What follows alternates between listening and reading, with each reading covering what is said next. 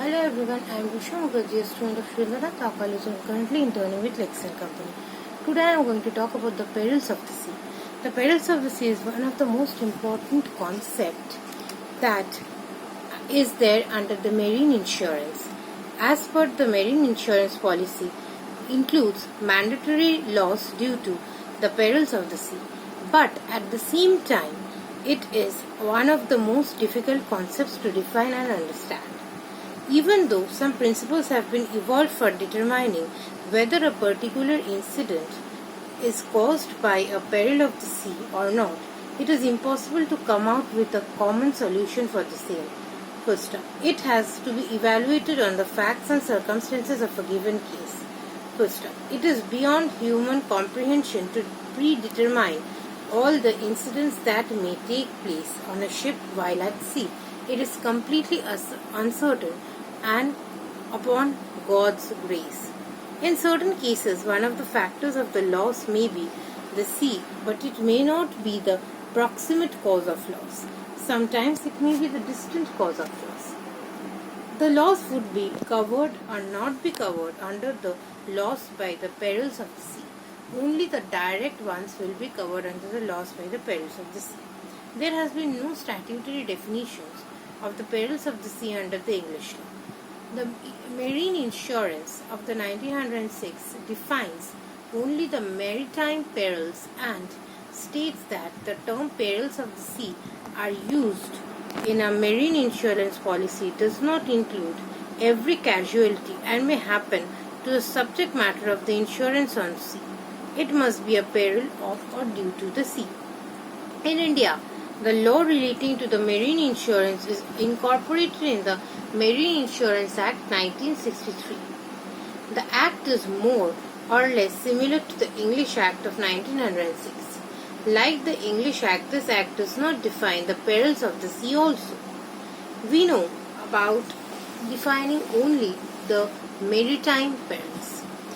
Section 2A of the Act 1963 defines maritime perils as perils consequent on or incidental to the navigation of the sea, that is to say, the perils of the sea, fire, war perils, pirates, rovers, thieves, captures, seizures, restraints and detainments of princes and people, jettisons and other perils of the sea, and something of the like kind.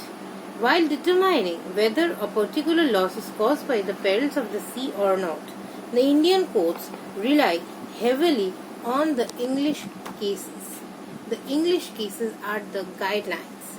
In New India, Assurance Corporation versus Andhra Fisherman Corporation Society, where the law had stated that the ship sank due to bursting of the shaft, which was resulting in the wider bursting into, and most probably was a latent defect which might have occurred due to a metal fatigue. But it was held that it was not something directly related to the perils of the sea. The perils of the sea include sinking of the ship, damage to the ship and the cargo due to dashing of the waves, dashing of the ship on the rocks, spoilage of cargo due to seawater, destruction of the ship and cargo by the crew or captain of the ship, piracy and other risks, and does not include the ordinary action of winds and waves. Now, what are the losses that are excluded under the perils of the sea? They are the wear and tear. The term is used to denote the natural decay and deterioration which invariably happens to a ship or any portion of the ship due to the action of the wind and the waves. Now comes the springing of a leak or the springing from a leak. If the ship consequently develops a leak, it is not a peril of the sea unless it is due to an accident that occurs in the sea. Breakage of goods will be the third condition. If the goods are broken or damaged during the voyage due to the movement of the ship, it is not a peril of the sea, and it is not due to the violent action of the waves and consequent levering of the ship. It is the peril of the sea.